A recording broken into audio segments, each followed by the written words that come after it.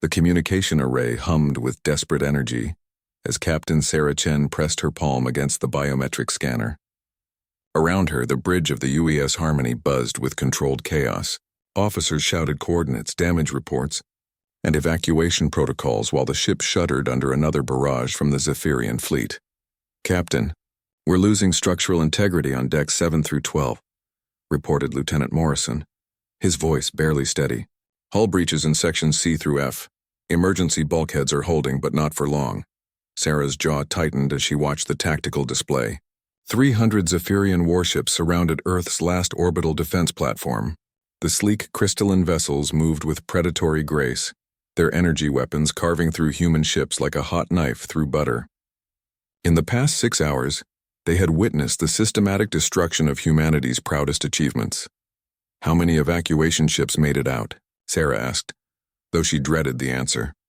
17 of the 43 launched, Captain," came the reply from Communications Officer Torres. "The Zephyrians are targeting civilian vessels specifically. They're not just trying to defeat us, they want extinction." The irony wasn't lost on Sarah. 6 months ago, she had commanded a diplomatic vessel. The UES Harmony had been Earth's flagship of peace, designed for exploration and first contact protocols. Its weapons were minimal, meant only for asteroid clearing and emergency defense. Now it served as humanity's final voice in the cosmos. Another explosion rocked the ship. Through the reinforced viewport, Sarah could see the twisted wreckage of what had once been Luna Base. The moon's surface was scarred with massive craters where the Zephyrians had deployed their planet crackers. Earth itself bore similar wounds. Whole continents now glowed with the aftermath of orbital bombardment. Captain Chen, her science officer, Dr. Elizabeth Warren, approached with a data pad clutched in her trembling hands. "I've analyzed their attack patterns. They're being methodical. Every major population center, every industrial complex, every military installation, they're erasing our entire civilization piece by piece." Sarah nodded grimly. The Zephyrians had made their intentions clear from the moment their vast fleet had emerged from hyperspace. No negotiation, no terms, no mercy. They had broadcast a single message across all frequencies. "Humans are a contamination. Cleansing protocol initiated." "Ma'am," Torres called out.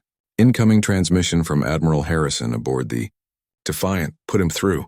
The holographic image of Admiral Marcus Harrison materialized before Sarah. The man who had once stood proud in his dress, uniform now appeared haggard, his face streaked with soot and blood. Behind him, sparks flew from damaged consoles as his crew worked frantically to keep their ship operational. "Sarah," he said, his voice heavy with exhaustion and loss. "We've lost contact with Sector Command. The Beijing, the Yorktown, the Constellation, all gone. We're down to 12 ships, and most of those are running on emergency power. What are your orders, sir?" Harrison's expression hardened. "There are no more orders, Captain. No more chain of command, no more United Earth. In approximately 47 minutes, the Zephyrians will complete their bombardment grid around Earth. When they do, they'll activate what our best xenologists believe to be a planet-killer weapon." Sarah felt the blood drain from her face. "How long do we have?" 47 minutes to bear witness, to record, to remember."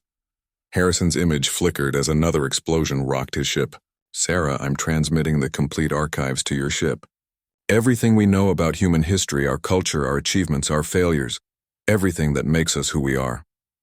"Sir, with respect, what's the point? If we're all going to die, who's going to receive the transmission?" "That's where you're wrong, Captain." Harrison's voice carried a strange mix of despair and determination. 3 of our deep space exploration vessels are beyond the Zephyrian sensor grid. The UES Endeavour, the UES Pioneer, and the UES Magellan.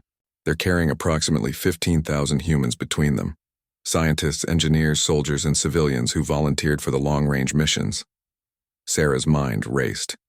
15,000 survivors out of 8 billion. The thought was staggering. "Your mission, Captain Chen, is to ensure they know what happened here. More importantly, you need to make sure they understand why it happened." Harrison paused, and when he continued, his voice was deadly serious. "We tried diplomacy, Sarah. We tried peace. We offered cultural exchange, trade agreements, non-aggression pacts. The Zephyrians responded with genocide." Another massive explosion lit up the space around them. Sarah could see the skeletal remains of the International Space Station tumbling through the debris field, its solar arrays torn away like broken wings. Captain, Dr. Warren interrupted urgently. I'm detecting massive energy buildup from the Zephyrian command ship. If my calculations are correct, they're preparing to fire their planet-killer weapon directly at Earth's core. Sarah turned back to Admiral Harrison's flickering image. Sir, we're running out of time. Then we better make this transmission count. Harrison's expression shifted and Sarah recognized the look. It was the same expression her grandfather had worn when he told her stories about the old wars. Stories about humans who had been pushed too far, who had lost everything, and who had chosen to fight back against impossible odds. Sarah, I want you to record everything you see in the next hour. Every ship they destroy, every life they take, every act of brutality they commit.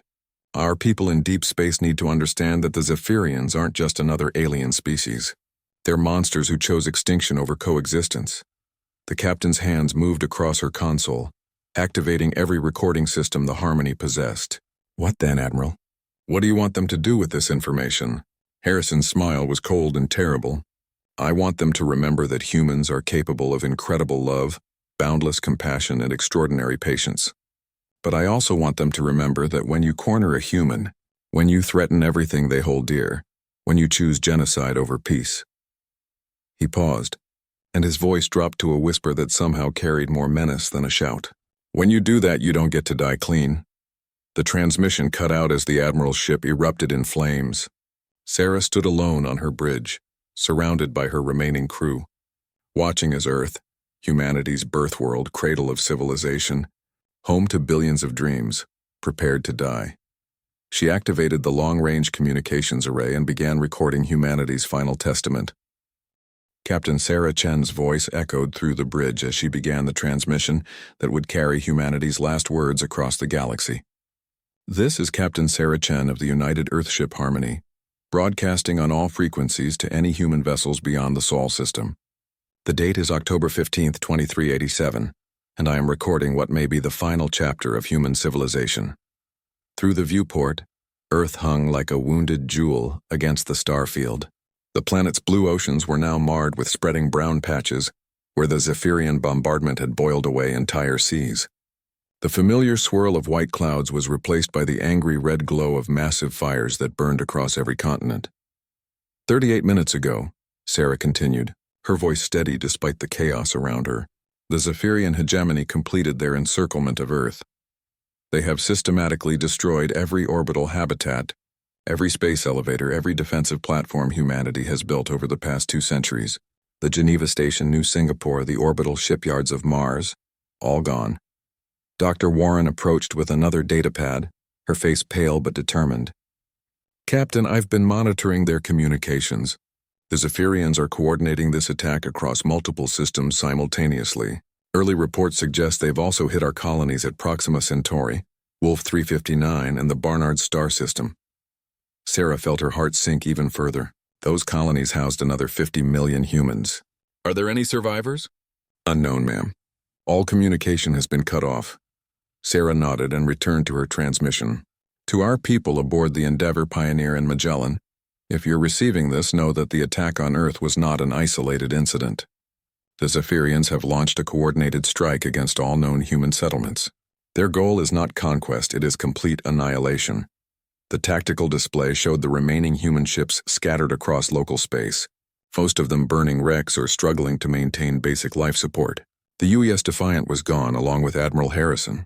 The UES Constitution had lost power and was drifting helplessly toward Earth's gravity well. Only a handful of smaller vessels remained operational, and even those were being systematically hunted down. 36 minutes remaining until planetary bombardment completion, announced Lieutenant Morrison. Captain, we're receiving a transmission from the surface. Put it through. The voice that crackled through the speakers was young, barely more than a teenager. This is Alex Rodriguez broadcasting from New Denver. Is anyone out there? Please, if anyone can hear this, they're coming back. The crystal ships are coming back for another pass. Sarah closed her eyes briefly. New Denver had been humanity's newest city, built in the restored Colorado territory after the Great Terraforming Project had healed the environmental damage of previous centuries. It housed 12 million people, families, children, elderly citizens who had never harmed anyone. They're targeting the schools, the voice continued, breaking slightly. The hospitals, the residential districts. They're not trying to break our military. They're trying to kill us all. My family. My little sister was at the academy when they... The transmission dissolved into static. Dr. Warren's hands shook as she worked her console. Captain, I'm detecting massive population centers going dark across the planet. The death toll.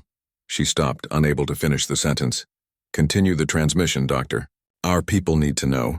Warren cleared her throat. Current casualty estimates exceed 6 billion. The Zephyrians are using what appears to be a systematic extermination protocol.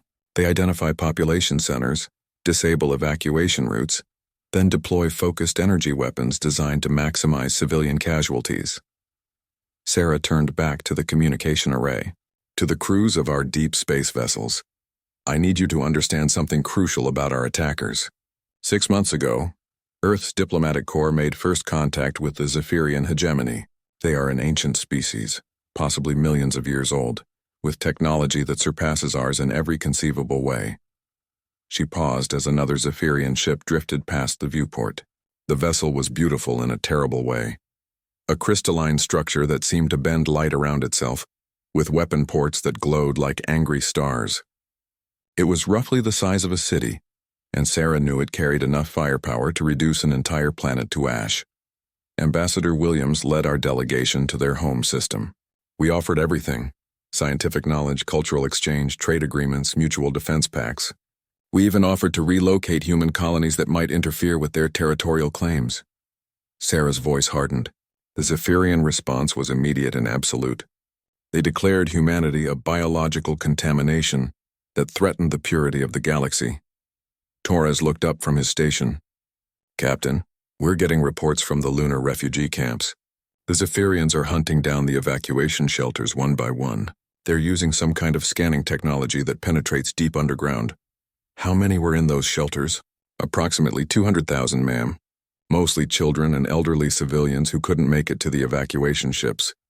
Sarah felt rage building in her chest, a cold fire that she had never experienced before. She had spent her entire career believing that reasonable beings could find peaceful solutions to any conflict. She had believed that intelligence naturally led to compassion, that advanced civilizations would have evolved beyond senseless violence.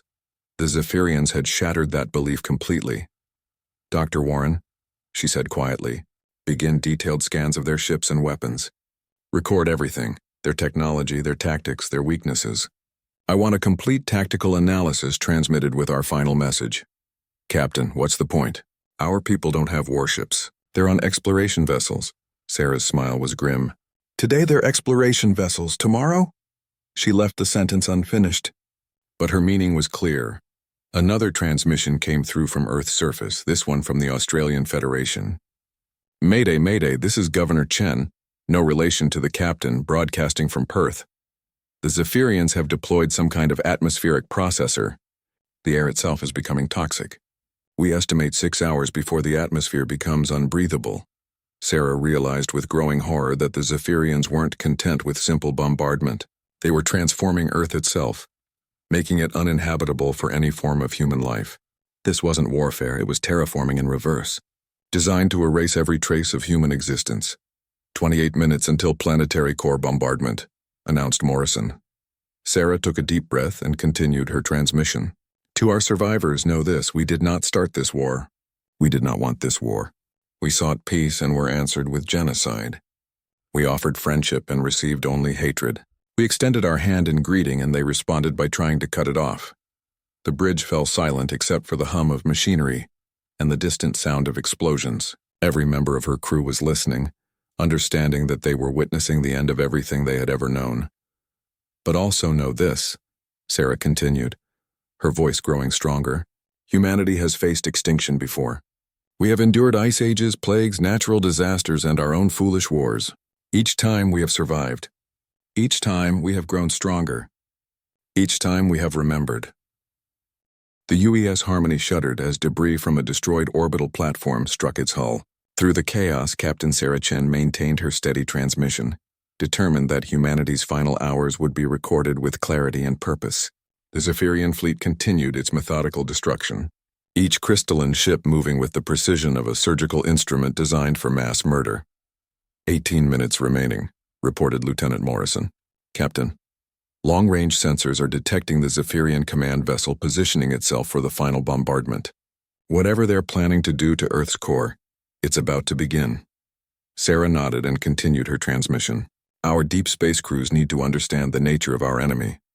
The Zephyrians are not merely advanced. They are ancient beyond human comprehension.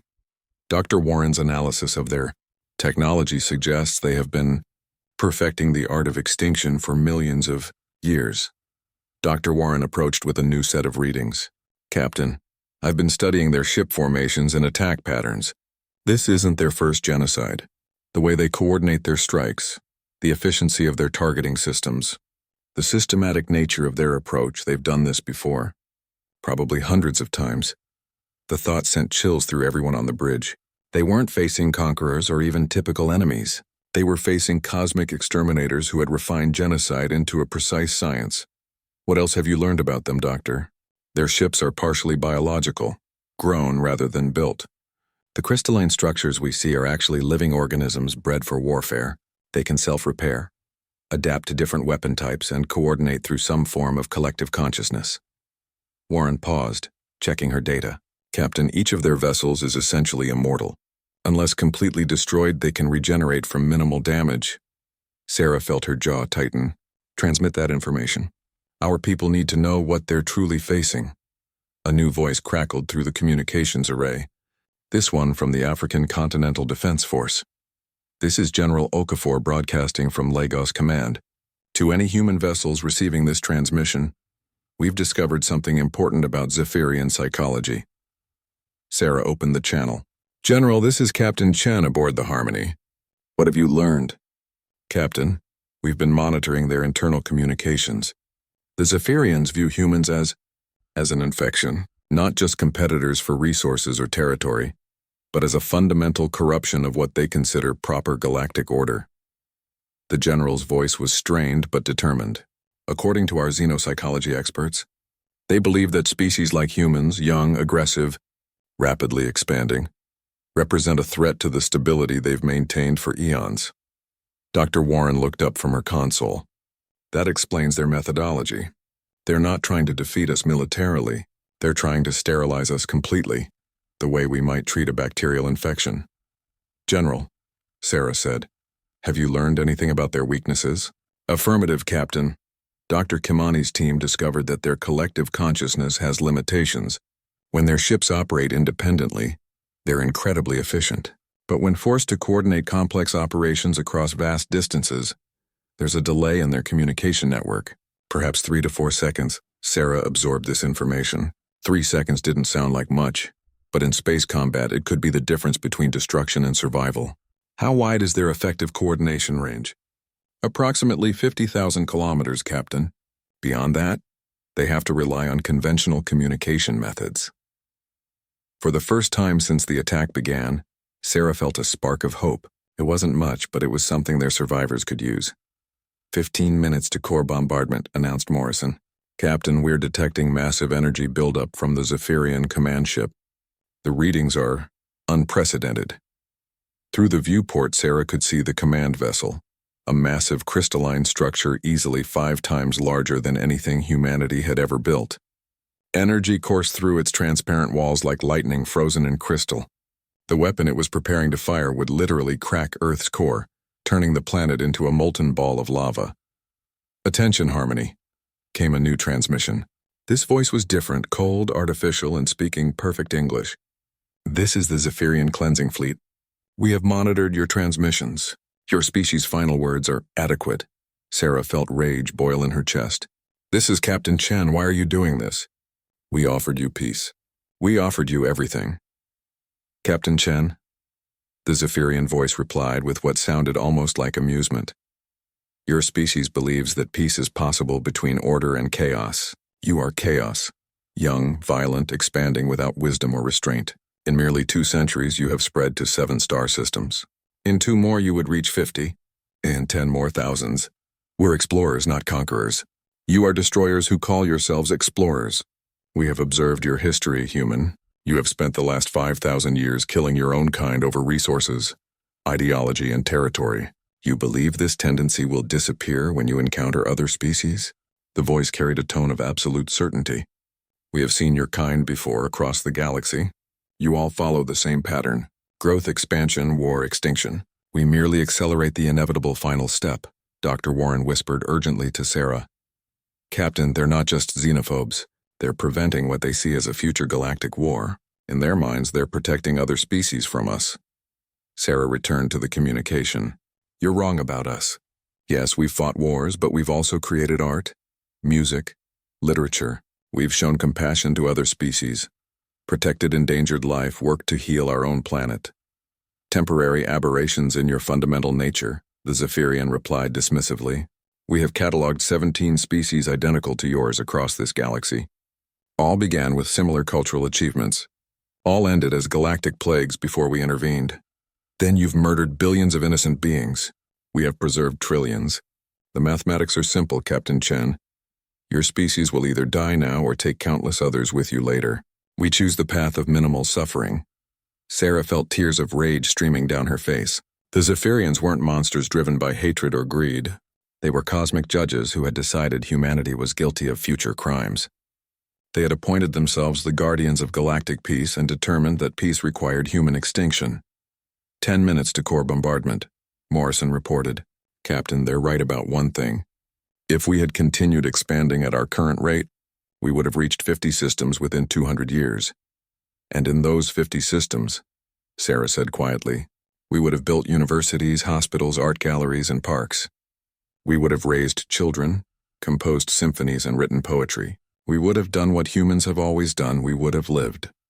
She turned back to the transmission array. To our survivors aboard the deep space vessels, you now understand what we're facing. The Zephyrians are not evil in the way we understand evil. They are judges who have declared us guilty of potential future crimes. They are preventers of wars we might have fought, protectors of people we might have harmed.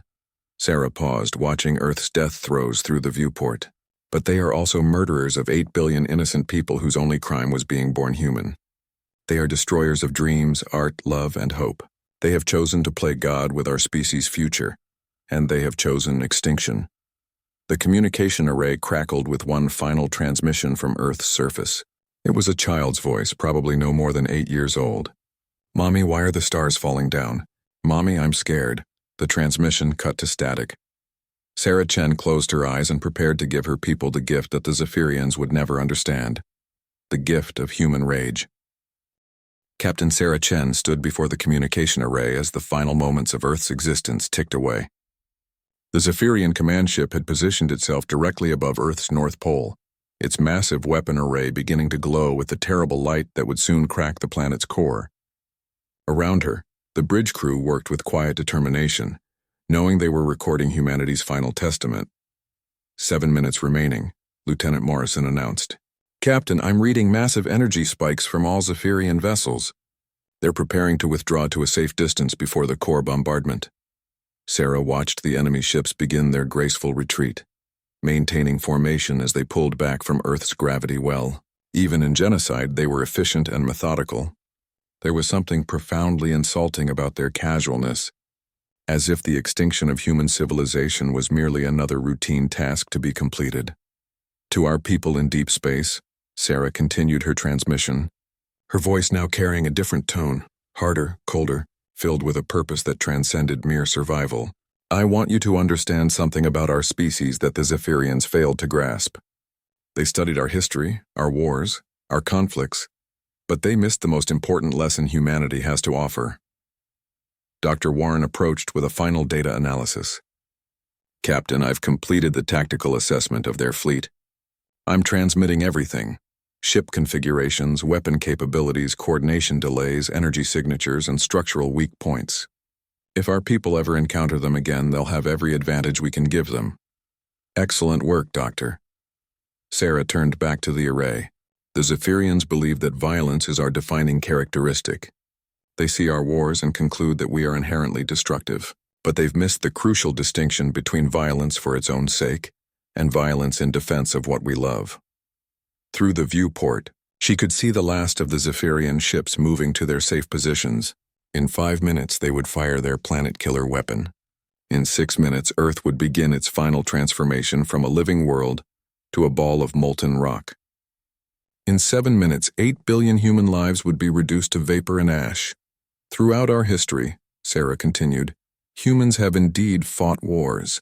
We've killed each other over resources, territory, ideology, and pride. The Zephyrians are correct about this, but what they failed to understand is that our greatest conflicts have always been fought by people who believed they were protecting something precious. A new transmission crackled through from the surface.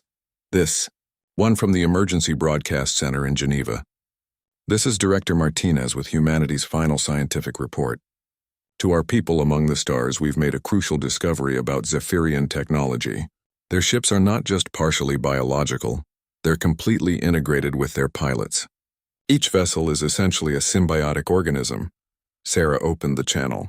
Director, this is Captain Chen. What are the implications? Captain, if a Zephyrian ship is severely damaged, the pilot doesn't just die. They experience something comparable to amputation. The trauma is so severe that other ships in their immediate vicinity become disoriented for several seconds. Dr. Petrov's team observed this phenomenon during the battle over Luna Base. Dr. Warren looked up excitedly. Captain, that means if our people can destroy even one Zephyrian ship, they can create tactical windows in their coordination network. Sarah felt another piece of hope crystallize. Director Martinez, how wide is this disorientation effect? Approximately 10,000 kilometers, Captain. And it affects their collective consciousness for 8 to 12 seconds, much longer than their normal coordination delay.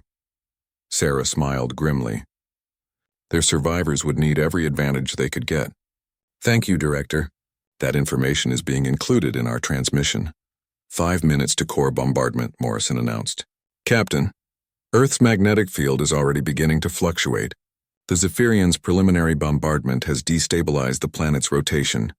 Sarah watched Earth through the viewport.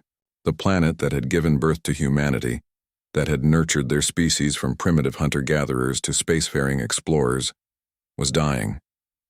The blue marble that had inspired countless poets and dreamers was being systematically murdered by beings who saw it as nothing more than a contamination to be cleansed.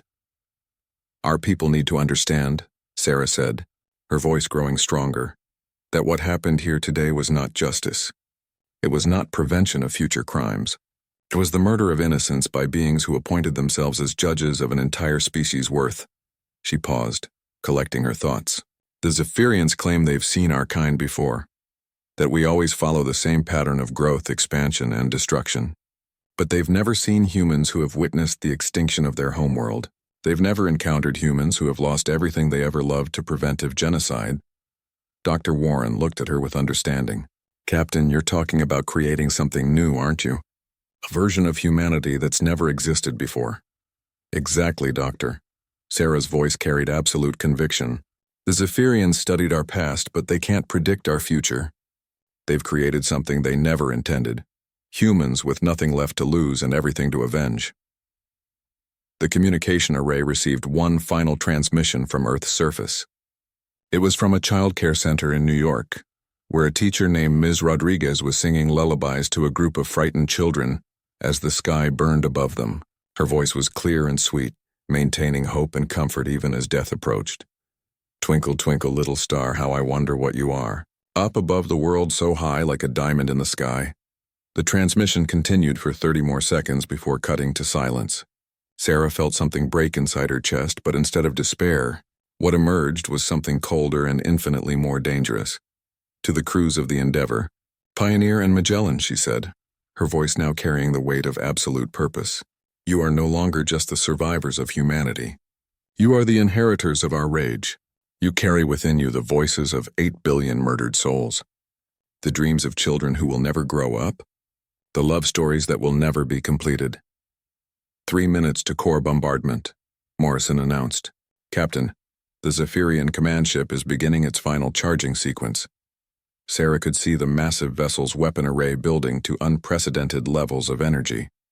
The crystalline structure was so bright now that it hurt to look at directly.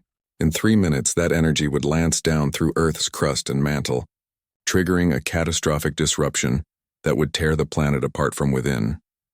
Listen carefully to what I'm about to tell you, Sarah continued her transmission. The Zephyrians believe that young species like ours are inherently chaotic and destructive. They believe that advanced civilizations must be orderly, peaceful, and stable. They see violence as proof of inferiority and aggression as evidence of unworthiness. She smiled, and it was not a pleasant expression. They are about to learn that there is a fundamental difference between the chaos of the young and the focused wrath of the bereaved. They are about to discover that the most dangerous enemy is not the one who fights for conquest, but the one who fights for memory. 2 minutes, Captain. Sarah took a deep breath. Our people in deep space, you now possess complete technical data on Zephyrian ships, weapons, and tactics. You know their weaknesses, their coordination delays, and their psychological blind spots. Most importantly, you know something they don't expect you to. No, you know that they can be hurt. The energy building in the Zephyrian command ship was now visible as a column of pure light, extending from the vessel toward Earth's surface. The planet's upper atmosphere was already beginning to ionize, creating aurora displays that would have been beautiful under any other circumstances. When you encounter the Zephyrians again, and you will encounter them, because they will never stop hunting you, remember this moment. Remember the teacher singing to frightened children. Remember the teenager broadcasting from a dying city. Remember the 8 billion voices that have been silenced today. Sarah's voice dropped to a whisper that somehow carried more menace than a shout. And when you find them, show them what humans become when you murder their world. The moment of Earth's death arrived with terrifying beauty. Captain Sarah Chen watched through the viewport as the Zephyrian command ship released its planet-killer weapon, a lance of pure energy that pierced through space like a spear thrown by an angry god. The beam struck Earth's North Pole and burrowed through the planet's crust with unstoppable force. Energy penetration confirmed, Dr. Warren reported, her voice steady despite the magnitude of what they were witnessing. The beam has reached Earth's core. Planetary disruption will begin in approximately 90 seconds. Sarah continued her transmission even as the death of her homeworld began. To our survivors, you are witnessing the moment that will define the rest of human existence. In 90 seconds, Earth will cease to exist as a living world. But in those same 90 seconds, humanity will be reborn as something the galaxy has never seen before. The bridge of the Harmony was silent except for the hum of machinery and the distant sound of the ship's hull creaking under stress. Every member of the crew understood that they were recording the final chapter of one story and the first chapter of another. Lieutenant Morrison, Sarah ordered, begin transmitting all tactical data on continuous loop. I want our people to receive every piece of information we've gathered about the Zephyrians, even if we don't survive the next few minutes. Aye, Captain. Continuous transmission initiated. Through the viewport, Earth began to show the first signs of catastrophic internal damage. Massive fissures appeared across the continents, glowing with the hellish light of exposed magma. The planet's rotation was slowing, and its magnetic field was collapsing as the core disruption spread. The Zephyrians believe they have eliminated a threat. Sarah continued her message. They believe they have prevented future galactic wars by destroying humanity before it could become dangerous. They have calculated that the death of 8 billion humans today will save trillions of alien lives in the future. A new voice crackled through the communications array, this one from a deep underground bunker in the Swiss Alps. This is Dr. Elena Vasquez from the Global Archive Project. Captain Chen, are you still receiving? Yes, Doctor. Go ahead. Captain, we've managed to complete the upload of humanity's complete cultural archive. Every book, every song, every work of art, every scientific discovery, everything that makes us human is now stored in the transmission you're sending to our deep space vessels. Sarah felt a moment of profound satisfaction. Even if their bodies were about to be destroyed, their souls would survive among the stars. Excellent work, Doctor. Our people will carry forward not just our knowledge, but our culture. There's something else, Captain, Dr. Vasquez continued. We've included detailed psychological profiles of every major human military leader throughout history. Strategy patterns, tactical innovations, and most importantly, the mindset required to wage total war when facing overwhelming odds. Dr. Warren looked at Sarah with understanding. Captain, you're not just giving our people the tools to survive. You're giving them the tools to fight back. Exactly, Doctor. Sarah's voice carried grim satisfaction. The Zephyrians studied our history to understand our weaknesses. Our people will study that same history to understand our strengths. Earth's death throes were becoming more violent. Whole continents were now sliding into the expanding fissures as the planet's structural integrity collapsed. The oceans were boiling away into space, creating massive steam clouds that obscured large portions of the dying world. 60 seconds until complete planetary collapse, Morrison announced. Captain, the Zephyrian fleet is maintaining safe distance. They're observing our destruction like scientists studying a laboratory experiment. Sarah felt cold rage wash over her. Even in genocide, the Zephyrians maintained their clinical detachment. They weren't even angry. They were simply completing a task they considered necessary for galactic order. Our survivors need to understand something crucial about our enemies, Sarah said, her voice hardening. The Zephyrians are not emotional beings driven by hatred or fear. They are rational calculators who have decided that human extinction serves the greater good. They feel no guilt about what they're doing because they genuinely believe it prevents greater suffering. She paused, watching another continent disappear into Earth's molten interior. This makes them more dangerous than any enemy humanity has ever faced, but it also makes them predictable. They will continue to be rational, methodical, and efficient. They will never expect humans to be irrational, emotional, and absolutely relentless in pursuit of vengeance.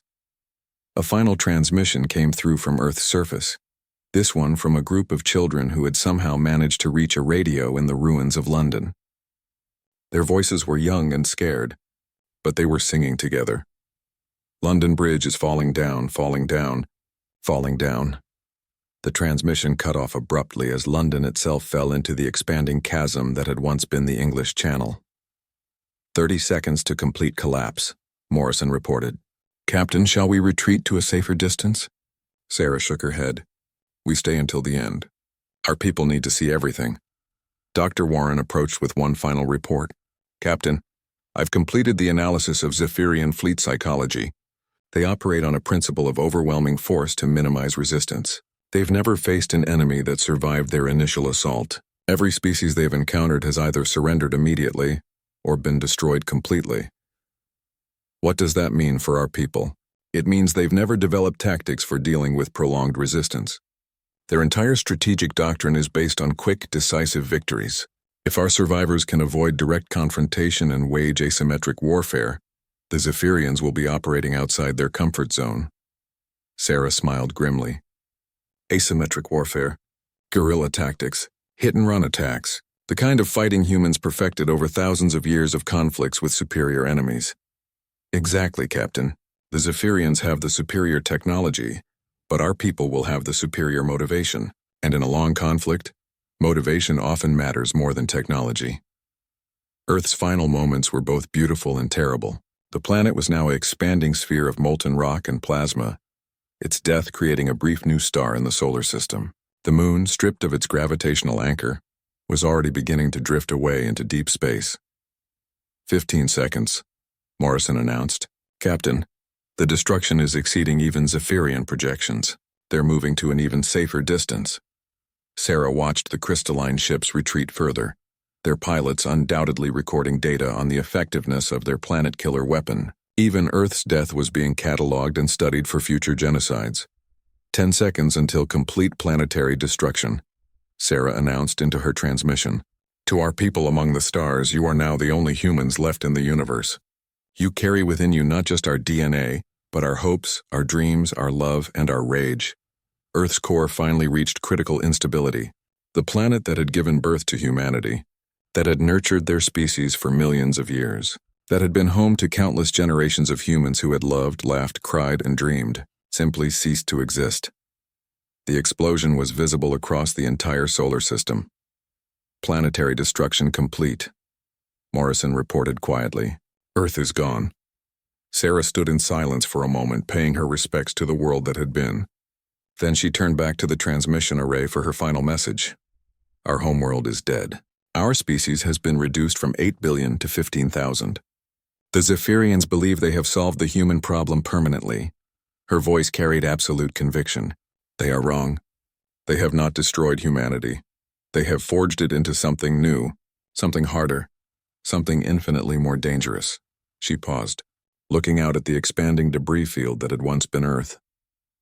To our people on the Endeavor, Pioneer and Magellan, you are no longer explorers or diplomats or scientists. You are the inheritors of vengeance. You carry the voices of the dead, and those voices are crying out for justice. Sarah's final words carried across the galaxy with the weight of prophecy. The Zephyrians wanted peace. Now they'll have war. They wanted order. Now they'll have chaos. They wanted to prevent human expansion. Now they'll face human wrath. This is Captain Sarah Chen signing off. Remember us, avenge us. Show them what humans become when you murder their world. 27 years after Earth's destruction, Commander Marcus Torres stood on the bridge of the UES Retribution, humanity's first purpose-built warship. The vessel bore no resemblance to the exploration ships that had carried humans to the stars decades earlier. Every line of its hull had been designed for one purpose: killing Zephyrians. Commander, called Lieutenant Sarah Kim from the tactical station. Long-range sensors are detecting the Zephyrian patrol fleet. 12 ships, standard formation, approximately 50,000 kilometers from the mining colony. Torres nodded grimly. The mining colony of Kepler 442b housed 30,000 innocent aliens, a species called the Vorthak, who had made the fatal mistake of refusing Zephyrian protection. In 6 hours, those 30,000 beings would be dead, victims of the same genocidal logic that had destroyed Earth, unless humanity intervened.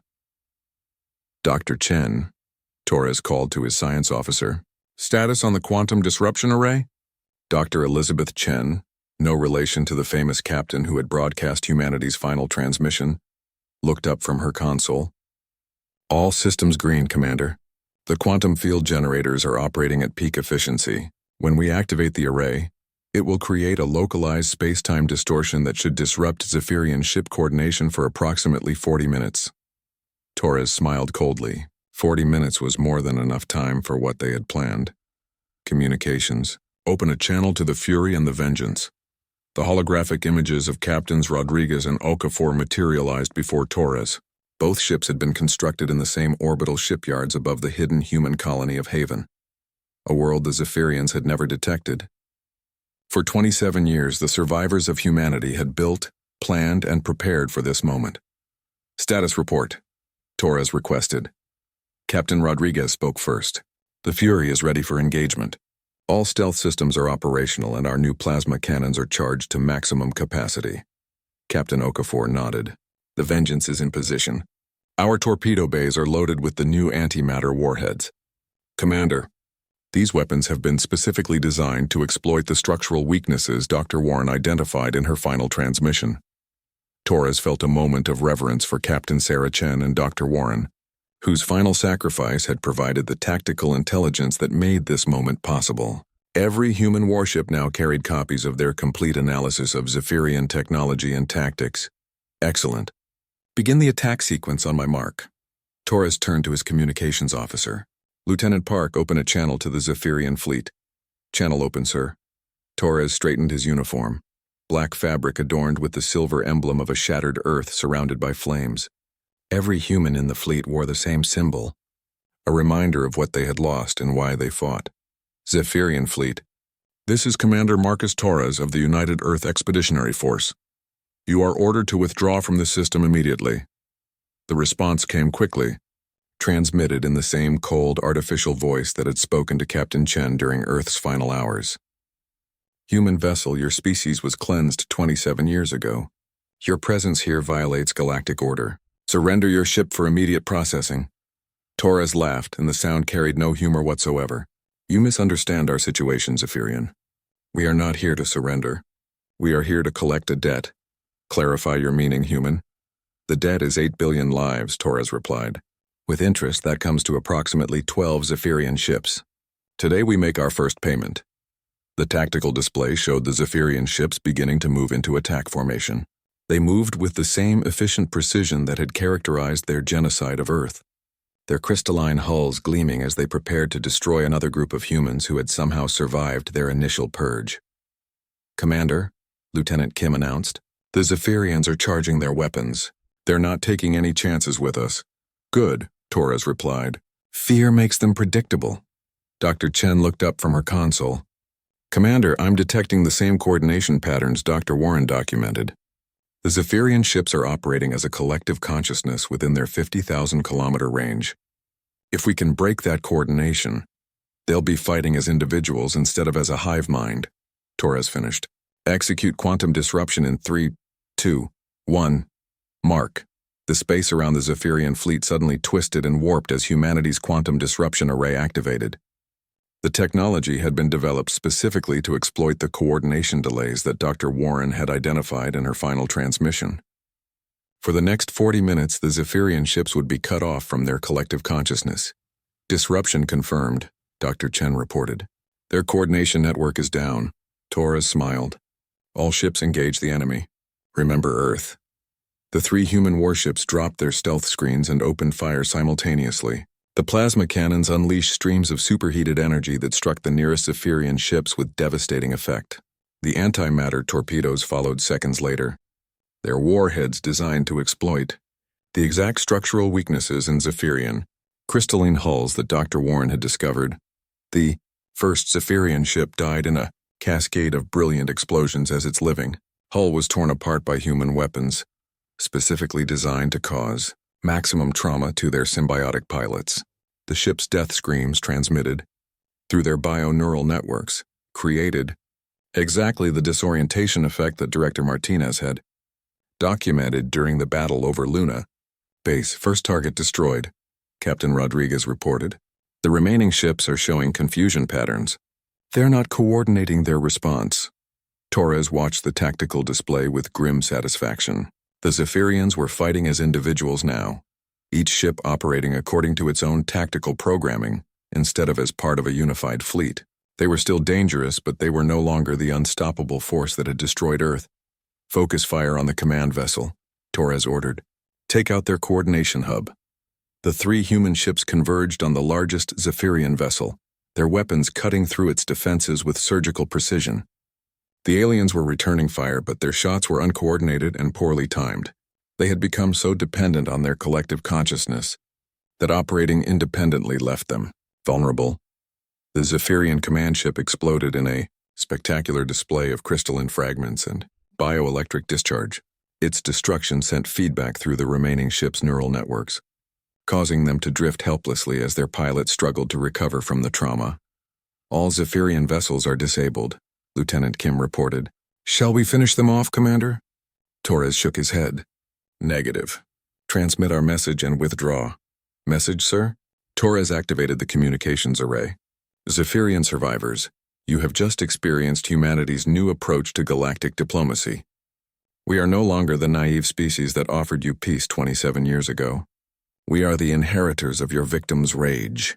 He paused, watching the crippled alien ships drift through space. You wanted to prevent human expansion across the galaxy. Instead, you have created human soldiers dedicated to your extinction. You murdered our world to preserve galactic order. Now we will disorder your empire until every last one of your ships is burning wreckage. Torres smiled coldly. This attack will be repeated across your territory. We know your patrol routes, your communication frequencies, your tactical doctrines, and your weaknesses. Dr. Warren's final gift ensures that we can hurt you in ways you never imagined possible. The transmission continued. Tell your hegemony that humanity sends greetings from Earth. Tell them that the species you tried to exterminate has returned. Tell them that we remember the teacher singing to frightened children, the teenager broadcasting from a dying city, and the 8 billion voices you silenced. Torres prepared to end the transmission with humanity's new motto, words that would soon echo across the galaxy as human fleets struck at Zephyrian targets. You wanted peace. Now you have war. You wanted order. Now you have chaos. You wanted to prevent human expansion. Now you face human vengeance. The human ships vanished into hyperspace, leaving behind 12 destroyed or crippled Zephyrian vessels and a very clear message. Humanity had not only survived their attempted genocide, but had evolved into something far more dangerous than the Zephyrians had ever imagined. 50 years after the destruction of Earth, the Zephyrian High Council convened an emergency session for the first time in 3 millennia. The crystalline chamber deep within their homeworld resonated with harmonics of fear, an emotion their species had not experienced since achieving galactic dominance millions of years ago. Council Prime. Zexathara's bioluminescent form pulsed with agitated colors as she addressed the assembly. The human infestation has spread beyond all projections. In 5 decades, they have gone from 15,000 survivors to 12 million. They have established colonies in 47 systems and constructed a war fleet of over 3,000 vessels. Council Secondary Velnoth's crystalline structure chimed with distress frequencies. The cleansing of their homeworld was supposed to eliminate the threat permanently. How did our calculations prove so inadequate? Our calculations were correct, Zexathara replied coldly. We successfully eliminated 8 billion humans and reduced their species to the brink of extinction. What we failed to anticipate was the psychological transformation that genocide would trigger in the survivors. The council chamber filled with discordant harmonics as dozens of Zephyrian leaders processed this information. Their species had perfected the art of extinction over millions of years, systematically eliminating hundreds of chaos species that threatened galactic stability. Never before had they encountered survivors who became more dangerous after witnessing the destruction of their homeworld. Show them the tactical analysis, Zexathara commanded. The chamber's central display activated, showing a 3-dimensional map of Zephyrian space. What had once been an orderly grid of patrol routes and controlled systems was now scarred with red markers indicating destroyed fleets, liberated worlds, and human military bases. Council Tertiary Morthek's voice carried frequencies of disbelief. In 50 years, they have destroyed over 400 of our vessels and liberated 63 alien species from our protection protocols. Their expansion rate now exceeds that of any chaos species we have previously encountered. Worse, Zexathara added, they have begun sharing their military technology with other species. The Vorthak Rebellion in Sector 47 utilized human-designed weapons. The Kalani Uprising in Sector 23 employed human tactical doctrines. They are not merely expanding. They are teaching others to resist our order. The display shifted to show recordings from recent human attacks. The assembled council watched in growing horror as human ships employed tactics that violated every principle of civilized warfare. They struck from stealth, targeted civilian infrastructure, and employed weapons specifically designed to maximize psychological trauma to Zephyrian pilots. They have weaponized our own nervous systems against us, Council Quaternary Nexvar observed. Their quantum disruption technology severs our collective consciousness, forcing us to fight as individuals. Their bioneural feedback weapons turn our symbiotic ships into instruments of torture. Zexathara's form pulsed with darker colors. The humans have studied our weaknesses with the same methodical precision we once applied to their destruction. They know our patrol schedules, our communication frequencies, our coordination limitations. It is as if they possess complete intelligence on our military operations. Because they do, came a new voice from the chamber's entrance. The assembled council turned to see Council Prime Emeritus, Kethmara, the ancient being who had personally overseen the human cleansing 50 years earlier. Her crystalline form had grown pale with age, but her mind remained sharp as the day she had ordered Earth's destruction. Explain, Zexathara demanded. During the final assault on their homeworld, the humans transmitted complete tactical analyses of our fleets to their deep space survivors. Every weakness we possessed, every limitation in our technology, every delay in our coordination networks, all of it was cataloged and transmitted by their dying captain. Kethmara's form pulsed with what might have been regret. We believed that superior technology and overwhelming force would achieve rapid victory. We never anticipated that our enemies would use their final moments to arm their survivors with perfect intelligence about our capabilities. The council chamber filled with agitated harmonics as the implications became clear. The humans weren't just waging war, they were waging informed war, striking at precisely the right targets with precisely the right weapons at precisely the right moments. What of their psychology? Velnoth asked. Surely grief and trauma would make them less effective warriors. You misunderstand human psychology, Kethmara replied. Grief has not made them weaker. It has made them focused. Trauma has not broken their spirit. It has purified their purpose. We created something that had never existed before in their species. Humans with nothing left to lose and everything to avenge. The display showed recent intercepted human communications. The assembled Zephyrians listened to the voices of human commanders coordinating attacks, their words carrying a cold determination that sent chills through even the most ancient council members. They call themselves the inheritors of vengeance, Kethmara continued. Every human child is raised knowing the story of Earth's destruction. Every human soldier carries the names of the 8 billion dead. They do not fight for conquest or resources, they fight for memory. Zexthara's colors shifted to deep purple, the Zephyrian equivalent of profound concern. What do our projections indicate for containing this threat?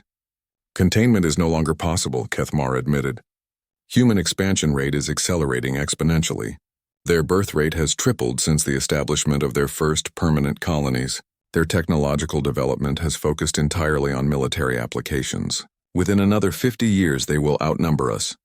The chamber fell silent as the council processed this information.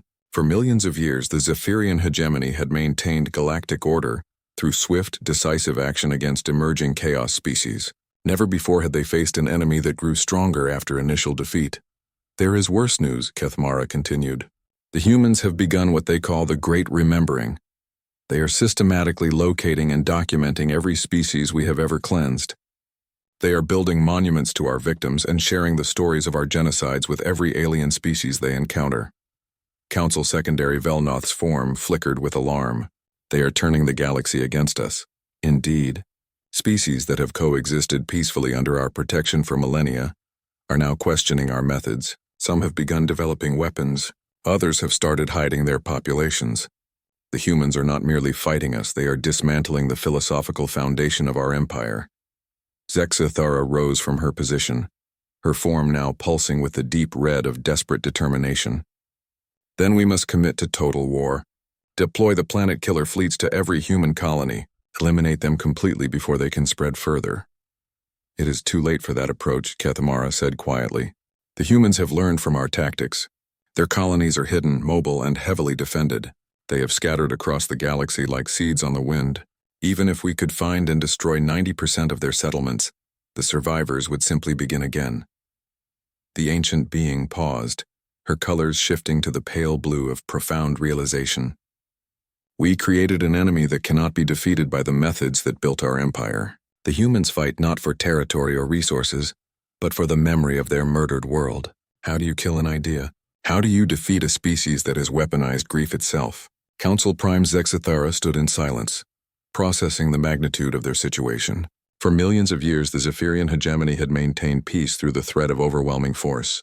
Now they faced an enemy that had experienced their worst possible fate and emerged stronger for it. What do the humans want? She finally asked. Kethmara's response carried the weight of prophetic certainty. They want to hear us scream the way Earth screamed when it died. They want to watch our empire burn the way they watched their world burn. They want to give us the same choice we gave them 50 years ago. Die quickly, or die slowly. The council chamber filled with the discordant harmonics of a species that had finally encountered an enemy they could not simply overwhelm and exterminate. For the first time in millions of years, the Zephyrian hegemony faced the possibility of their own extinction, and somewhere in the depths of space, human ships continued their relentless advance, carrying the voices of 8 billion dead and the promise of vengeance that would echo across the galaxy until the last Zephyrian ship was nothing but burning wreckage. Among the stars, the humans had sought peace. The Zephyrians had given them war. Now they would witness what humans became when you murdered their world, and they would learn that some wounds never heal, some debts are never forgiven, and some enemies never forget.